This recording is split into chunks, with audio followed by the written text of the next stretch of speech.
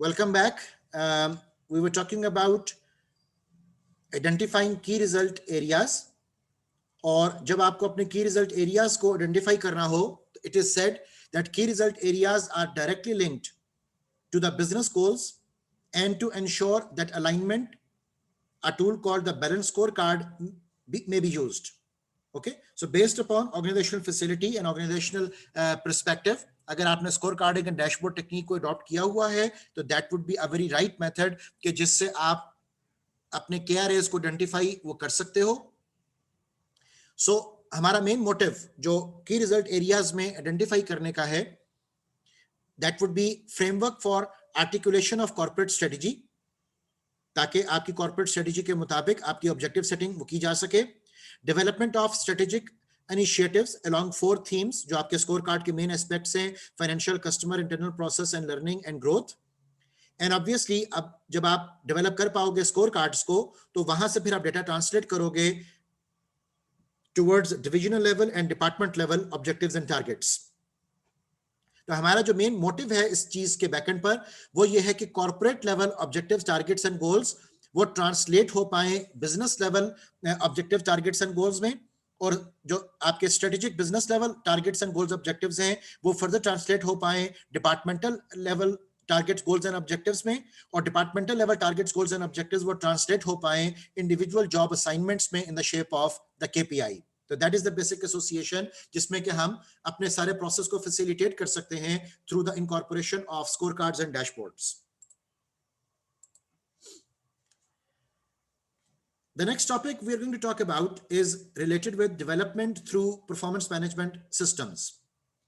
It is said that a key element of performance management system is basically focusing on building individual capability using competencies. और जब हम competencies का जिक्र करेंगे तो competencies are skills and abilities described in behavioral terms that are coachable, observable, measurable and critical to organizational performance. For example, teamwork. ठीक है, so आपकी competencies are no doubt are the ways जिससे कि आपने अपनी प्रोफिशिएंसीज अचीव करनी है और आपने एफिशिएंसी और इफेक्टिवनेस को बुरे कार लाते हुए अपने टारगेट्स को अचीव करना है. सो कंपिटेंसीज को हम टेक्निकली यूज करते हैं for developmental perspectives. Competency dictionary हमारे पास एक डेवलपमेंटल कंसर्न्स में डेवलप हो रही है और हर ऑर्गेनाइजेशन भी अपने मुताबिक डिफरेंट कंपिटेंसीज को डेवलप करने की कोशिश वो करती है. जिस तरह आपको मैंने कंपिटेंसी फ्रेमवर्क्स गुज़िश्ता लेक्चर्स में वो विजुअलाइज करवाए थे, तो बिल्कुल उसी तरह हर organisation is putting their effort in developing the competencies and their levels.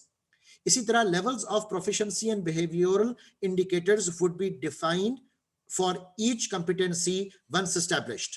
Okay, so competencies are basically, as it is said in the slide, कि skills and abilities हैं desired behaviors को achieve करने के लिए, ताकि आप smart fashion में organization के जो perspectives हैं उनको achieve वो कर पाओ.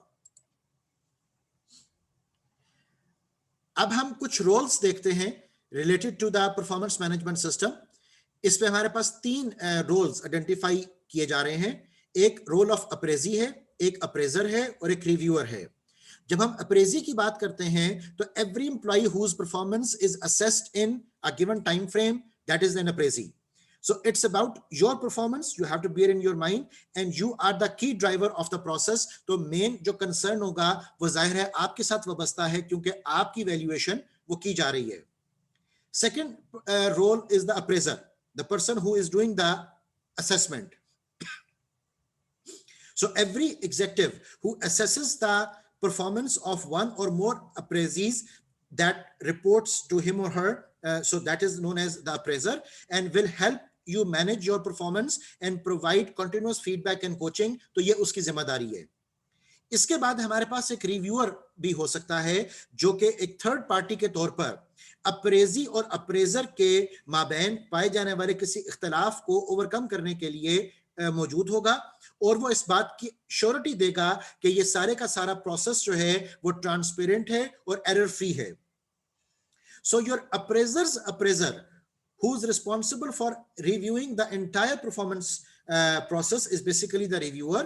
और उसका जो मेन ऑब्जेक्टिव और टारगेट है, will ensure objectivity, transparency and consistency in the whole process. अब ओवरऑल परफॉर्मेंस प्लानिंग साइकिल की एक डिटेल देख लीजिए. यहां पर मैंने कोशिश की है कि आपको कुछ डेट्स के साथ मैं चीजों को एसोसिएट और मेंशन वो कर पाऊं. फॉर एग्जांपल, बेस्ड अपॉन कि आपकी फाइनेंशियल क्लोजिंग आपने कब से डिसाइड की है, it is said that corporate performance planning session, it may be around the mid December. Division target setting session may be around and December. Individual performance planning sessions वो आपके शुरू हो जाते हैं 14th of Jan से. उसके बाद Q1, यहां पर हम appraisal review and feedback provide करेंगे अराउंड 7th of April. उसके बाद फिर appraisal review and feedback around 7th of July. उसके बाद appraisal review and feedback further जो प्रोसेसिंग हुआ, जो करेक्टिव एक्शंस लिए गए अप टिल से about 7th of October. And then final performance appraisal something around 7th of January. And then next year 14th of January तक आपके individual performance planning sessions जो हैं वो दोबारा से शुरू हो जाएंगे. तो यहां पर आपको डेट्स के साथ ये चीज मेंशन करने का मेन मोटिव ये था कि आपको इस बात का अंदाजा हो सके कि आप अपनी प्लानिंग को टेक्निकल ग्राउंड्स के ऊपर किस तरीके से एस्टैब्लिश करते हो और किस तरह आप टिपिकल टाइम स्लॉट्स एलोकेट करके इस बात की श्योरिटी करते हो कि उस टाइम स्लॉट तक जितना काम एक्सपेक्टेड था, क्या वो पाए तकमील तक पहुंचा या नहीं पहुंचा. अगर हम परफॉर्मेंस एंड डेवलपमेंट प्लानिंग की एसोसिएशन की बात करें, तो परफॉर्मेंस प्लानिंग में बेसिकली हम KRAs को इन रिलेशन बना रहे होते हैं विद रूटीन रिस्पॉन्सिबिलिटीज. और अगर हम डेवलपमेंट प्लानिंग की बात करें तो वहां पर हम कंपिटेंसी एनहांसमेंट, कंपिटेंसी डेवलपमेंट की बात करते हैं, अदर स्किल गैप्स को ओवरकम करने की बात करते हैं, ताकि आपकी एम्प्लॉयबिलिटी, आपकी प्रमोटेबिलिटी, इन चीजों को हम बेहतर से बेहतर वो कर सकें. परफॉर्मेंस प्लानिंग को अब अगर हम लिंक करना चाहें विद द पे आउट्स, ठीक है, तो उस सूरत में इट इज डिस्कस्ड कि आप की रिजल्ट एरियाज को लिंकअप करते हो विद द स्कोर जो आपने अचीव की इन Q1, Q2, Q3 and Q4. और यहां पे स्कोर से क्या मुराद है कि आपने जब परफॉर्मेंस असेसमेंट की, आपने जब परफॉर्मेंस असेसमेंट के फॉर्म्स को फिल किया, तो every person would be having a certain score, a numerical number, so that आप मेजर्ड फॉर्मेट में उनकी परफॉर्मेंस को इवैल्यूएट वो कर पाओ. सो उसकी जो तमाम क्वार्टर्स की असेसमेंट थी, उन तमाम क्वार्टर्स की असेसमेंट को हम सम अप करके लिंक अप करने की कोशिश करते हैं with the key result areas, जिनके मुताबिक ही उसने परफॉर्मेंस अपनी वो शो करनी थी. ठीक है, और इन फॉर्मूलाज की कैलकुलेशन से हमारे पास एक ओवरऑल सम टोटल एनवायरनमेंट आ जाती है कि जिसमें हम इस बात की श्योरिटी दे पाए कि जो ऑर्गेनाइजेशन के ओवरऑल ऑब्जेक्टिव्स थे at the end of the defined period and at the end of the Q4, वो तमाम अचीव कर पाए या नहीं कर पाए. ओके, सो हमारे पास ये कुछ न्यूमेरिकल कैलकुलेशंस और न्यूमेरिकल फॉर्मूलाज आ जाते हैं, जिसमें कि जैसे आपके यहाँ ओवरऑल परफॉर्मेंस रेटिंग के बारे में लिखा हुआ है कि key result areas which are average of quarterly final score as depicted above into relative weightage of key result areas. तो वहां से आपके पास एक ओवरऑल स्कोर वो आ जाती है. और वी कैन से कि routine responsibility based on outstanding role, outstanding performance of the role into relative weight of routine responsibility. तो आपके पास एक ओवरऑल स्कोर जनरेट हो जाएगी हर इंडिविजुअल की, जहां से हम कैलकुलेशंस अपनी उनको कंपेयर कर सकते हैं स्टैंडर्ड्स के साथ, और वहां से हमारी इवैल्यूएशन वो पाए तकमील तक पहुंच पाएगी. तो such matrices can be used to calculate the performance in terms of numerical values. Again based upon the working of an organisation हमारे पास मैट्रिसेस की जो एलैबोरेशन एंड डिटेल है वो तब्दील भी हो सकती है. डेवलपमेंट प्लानिंग के बारे में याद रखिएगा कि डेवलपमेंट प्लानिंग में हमारे पास सबसे पहला स्टेप होता है कंपिटेंसी डेवलपमेंट, जिसमें कि competencies to be picked from the competency master and expected levels applicable to the role to be identified. उसके लिए एक पूरा एक पॉलिसी डॉक्यूमेंट, आप एक डिस्क्रिप्टिव डॉक्यूमेंट वो डेवलप करते हो, जिसमें कि कंपिटेंसीज डिफाइंड एंड उनके लेवल्स एलैबोरेटेड वो मौजूद होंगे। वहां से फिर हम डेवलपमेंटल कॉम्पिटेंसीज की तरफ आते हैं, जो कि लिखा हुआ है कि maximum of 4 to be identified from the list. So आप कोई सी 4 से 5 कॉम्पिटेंसीज को आइडेंटिफाई करें उन लिस्ट ऑफ कॉम्पिटेंसीज में से, ताकि हम उनको एसोसिएट कर सकें विद द पर्टिकुलर जॉब्स। उसके बाद हम अदर स्किल गैप्स की बात करते हैं, जिसमें बिहेवियरल टेक्निकल स्किल गैप्स आ सकते हैं। So any number agreed upon by the appraiser and the appraisee based on the specific need of the role. और इन दोनों को हम इकट्ठा करके अपना डेवलपमेंट प्लान बनाते हैं नेक्स्ट ईयर की वर्किंग के लिए। और वो नेक्स्ट ईयर की वर्किंग में जो डेवलपमेंट प्लान होगा, no doubt it would be taking the shape of the TNA which is training need assessment. और यहां पर जैसे लिखा हुआ है कि ट्रेनिंग नीड्स आप आइडेंटिफाई करते हो विद द डेवलपमेंट प्लान, जिसमें के forms the basis for the training calendar drawn by the HR, the appraiser to drive the learning and development of the appraisee throughout the year based on this development plan। तो कंपिटेंसीज की रोशनी में और skill gaps की रोशनी में आप उसकी training need assessment वो develop करोगे, और फिर उस ट्रेनिंग नीड असेसमेंट के मुताबिक आप उसको डिफरेंट ट्रेनिंग प्रोग्राम्स का एक्सपोजर वो प्रोवाइड करोगे। इसी तरह जब हम असेसमेंट ऑफ डेवलपमेंट प्लान्स की बात करें, तो उसमें हमारे पास rating competencies, other skills calculation और कैरियर एस्पिरेशन, ये 3 एस्पेक्ट्स वो आते हैं। अगर हम रेटिंग कंपिटेंसीज की बात करें, तो रेटिंग कंपिटेंसीज के मुताबिक इट इज सेड कि during the year and appraisal the appraisal will rate the appraisee on the competencies based on the 5-point rating scale mentioned below, जिसके भी हम डिस्कशन वो कर सकते हैं। इसी तरह these ratings will be used only for developmental purposes and will not form a part of the overall score and will thus not be linked to the incentives or increments। यहां पे सिर्फ competencies की evaluation की जा रही है क्लिकर्ट scale के मुताबिक, और उसकी बेसिस पर आपकी evaluation related to your increments and bonuses वो decide नहीं की जाती। Increment and bonuses would be directly linked with not your competencies, but would be linked directly with the results you have actually achieved। Other skills के बारे में कहा जाता है कि the appraiser will also assess the achievement of the development plan of the appraisee on other skills during the year on the action plans chartered by the appraisee। This, however, will not result in any scoring of any sort। यहां पर भी again हमारा motive ये है कि हम उसकी skills को आइडेंटिफाई कर पाए कि किस स्किल में हमें किस बेटरमेंट और इंप्रूवमेंट की जरूरत वो होगी। कैरियर एस्पिरेशंस के हवाले से जब हम डेवलपमेंट प्लान्स को एलैबोरेट करेंगे, तो इट इज सेट के based on the current performance levels of the incumbent, the appraiser, the consultation with the appraisee will capture career aspiration for the appraisee, if any will provide his or her assessment of the readiness potential for the appraisee based on the scale mentioned in the next slide। तो अभी हम जब next slide पर evaluations को देखेंगे, तो we'll be coming to know कि आपने career aspirations को भी follow up वो कैसे करवाना है। career aspiration से related no doubt हम career progression, career ladder, उसकी further bonus, जो उसकी जो further promotional perspectives हैं, उनको हम मद्देनजर रखना चाहते हैं। अब performance management system is to be linked with the consequence management. ठीक है, अब इस कॉन्सिक्वेंस मैनेजमेंट से क्या मुराद होगी कि आपकी स्कोर KRAs में कितनी आई, that would be linked with your variable pay component. आपकी cumulative score on the KRA and routine responsibility, जिसके हमने पीछे मैट्रिसेस देखी, that would be linked with fixed pay increment and promotion decision. और आपकी रेटिंग और competency and development plan would be linked with the training plan. So based upon different types of data you gather through the performance management system, उसको हम different तरह के consequences के साथ linkup वो करते हैं।